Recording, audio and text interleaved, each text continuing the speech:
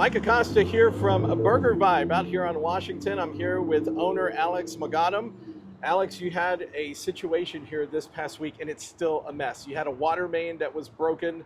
The city of Houston has come out, CenterPoint Energy has come out. There's contractors, there's all sorts of pointing fingers that are going out all over the place. You've lost a day and a half of business. You had power out, you had water that was out for an extended period of time, and you're just trying to come and get some sort of solution to this big mess. We're standing out here on the patio right now, here at the corner of Yale and Washington Avenue, and you were telling me there was water covering this entire patio. Correct, yeah, everything looked like a swimming pool right past midnight on the 26th, and there was water literally going past the first level of our steps, and thankfully didn't pass the second step and go inside the dining room, but the patio was completely covered in water. Half of Washington Avenue and the entire Yale Street past Center Street was completely submerged. Now, let's walk through this again. Sure. and see what exactly happened. This started on Wednesday, Yes. and there was going to be some, I guess what would be routine utility work that was going to take place. Correct. And there was a contractor on site that works for CenterPoint Energy, but they're on a City of Houston easement, right? Right. So if you go back over here, do we want to see it? Yeah, we can where, go outside, where we are, you just know. right here, just outside Sure, this sure. area. This is Yale Street. That is here. correct. Yes. So point us in the direction of where this actually took place, So, right there on the corner? Yeah, right down in the corner. So CenterPoint had been replacing poles right along here. So if you see the first black pole where there's a caution tape around the green pole, they first replaced that one and everything went well. And then they had gone try to replace the pole on the corner of the street where the street light is, the traffic light is, and that's where everything happened. So apparently, from what they have told me, is that they dug the hole, and then from there on, nobody knows what happened, whose fault it is. They apparently busted a main pipe for the water. Thousands of gallons per minute started gushing out, and they flooded the street. The Yale Street got flooded first, and as I could see in my security cameras, my patio started getting flooded, and I saw the next day the Schlotzky's had been flooded, and then it went around to Washington because the drain storms weren't draining, and the entire patio was flooded on the Washington side as well, and somewhat of the parking lot.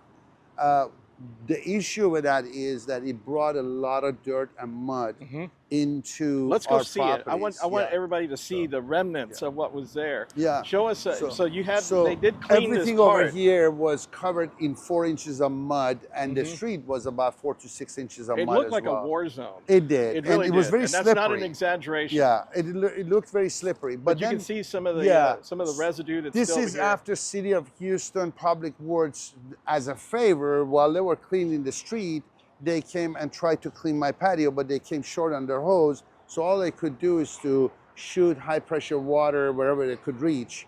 And you can see on the corners how much mud was there, that this is still residue remaining after they tried to clean it with high pressure. And you can see it all. The Yale side was the worst. You can see all of Back this over mud. here, there's a lot of yeah, mud there's back a over lot here of in this this corner. was covered in mud, especially there in the front.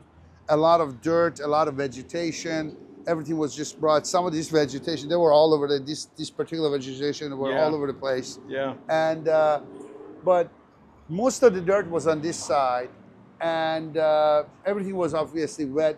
When we arrived at about 6:50 in the morning to open the store, we were ankle high deep over there where I parked. Yeah. So my wife couldn't even get down from the car where we normally stay. I had to back up, and she had to come in from the double gates in order to be able to get inside and try to open. Now show us right here. You pointed a few minutes ago. Show exactly, if we can get on camera, where the water was. So if the you water see that level step. was, water level was right here at this step. And had it gone a little bit higher, it would have gone gone into the your dining restaurant. room. Yeah. Now, we got lucky and that didn't happen to us, but with Schlotzky's, the water did get into the dining room and they had a mess on their hands. But with us, it was mainly the patio and, and mainly on the Yale when a lot of dirt came in. Over here, we managed to clean up the vegetation. There wasn't a whole lot of mud on the Washington side. But Yale was a big mess. It was a messy situation, both in the street and in our patio. Now, for those of you who are not familiar with Burger Vibe, they sell fresh, flame grilled burgers that are of a New York style. Everything is it's really great. Alex and his wife here, they do a great job in putting out a great product. So, and you're a hardworking entrepreneur here in the city of Houston, and now here, you know, you left home one night, you come back the next morning, and now things are flipped upside down, and you literally have the city of Houston out there pointing towards CenterPoint, and in CenterPoint pointing towards the, to me, it doesn't matter what the names are or anything like that. We're really going into this guy's fault, this person's fault, this person's fault. Meanwhile, you're just trying to get some answers here. Now, the bottom line is that back over there where that happened, who owns that land where it happened? I'm assuming the land is owned because it is the city of Houston. That corner, I think, belongs to the city of Houston. The city of Houston owns that easement. Right, and that is where the water main goes. CenterPoint was supposed to replace their poles, so they told me they had contracted a company. That company says they have subcontracted someone to dig the hole, but to me, it makes no difference how many people you have hired. As a person who hired these people, you're the one responsible to pick and choose which contractor you choose and how competent they are. You're ultimately the responsible party, and then you can go sort it with your contractors who caused the damage. Well, let me ask you a question, okay? Say I come into Burger Vibe, and I know this is not going to happen because I've been here several times and it doesn't happen. But say I come into Burger Vibe and you have an employee that's at the front desk, at the front counter, and I order a cheeseburger, whatever it is, and I come in, it's a mess. And it was not what I ordered. Are you going to tell me that it was your employee's fault to just stick there and say, hey, I'm sorry, it's their fault, it's not really my fault. I know I'm the owner of the restaurant, but that's not what you would That's exactly what CenterPoint is doing. That's what's happening right here. There's a lot of pointing around, and people with the city of Houston, with CenterPoint Energy, and CenterPoint Energy just went through a big mess last summer with Hurricane Beryl and the derecho and everybody losing power. And I know they've made a lot of strides, but this is another example of somebody, you don't have time for that. In a city like Houston, I can tell you right now, Mayor Whitmire has come out here and run what do you call it, like DUI. They've done all that enforcement up and down Washington, and they're very, very hands-on with that. But I haven't seen anybody be hands-on with this who's come out here. It's just almost like it. And there's been another incident over here that happened before, right? Over here at the corner. There was a previous not incident. even a corner, in the middle of the street, there was a street, one of the poles for the electric poles for the CenterPoint. One of their own CenterPoint employees climbed that pole to do maintenance. And because that pole had not been maintained for a long time, it had rotten on the bottom, the whole entire thing just gave out and fell on top of that guy and killed him. This is about 2 years ago. Our security cameras caught that whole incident on camera. And the next day I had lawyers from the family of that gentleman who passed away showing up here asking us questions if we had seen anything. And that's what alerted me to go look at the cameras and to preserve the video so they could subpoena me for it. And I think that finally led to the fact that CenterPoint came to the conclusion they need to maintain their poles. But here's my thing. Should it cost a human life for you to realize wood rots and you should come and maintain them every so often? I'm not in that business, so I don't know how often, but I'm sure they should have known better to come and check it before they send people up. And that led to this now, which is making everybody else victims. And it's become a situation with CenterPoint in Houston there. Every time something happens, the next statement is, here we go, CenterPoint did it again. You know? So one of the things that, we're going to walk over here because I want you to show us what happened over here. So as they came back out and they were going to try to make the repairs, we're going to go back around to your side parking. You were talking about how they brought some heavy equipment, or there was a truck that came over here, and now you have a bigger pothole right here in your parking lot that was not there before, right? We'll get a good shot of this if we can bring the camera as you right can here. You can see the tread marks of the tires of the big heavy equipment. Now, I know my parking lot is not perfect, but this hole was not there. And so when City of Houston Public Works was trying to clear up the street and fix things, they were just parking their equipments and heavy equipments everywhere. And so they had apparently used my parking lot. As you can see, this is a huge tire, and this is the hole. And they look at what they have done to my parking lot Yeah, now, look at and that. It's a so mess. they are causing damage after damage after damage to fix one issue that should have never happened to begin with. So this here, I know everybody's pointing fingers and this and that. You pay property taxes to the city yeah. of Houston, right? Very much You so. pay your CenterPoint bill Correct. to have gas, right? And all that. You pay all that here. Yes. And then this mess happens to you, and everybody's pointing fingers at each other Yeah. and giving you bad customer service. Correct. Right? That's kind of what we're talking about Yeah. here. So we want to bring this to light because this could happen. Washington Avenue is a very busy corridor. It's a historic corridor. It's one that has nightlife. It's one that has businesses up and down it.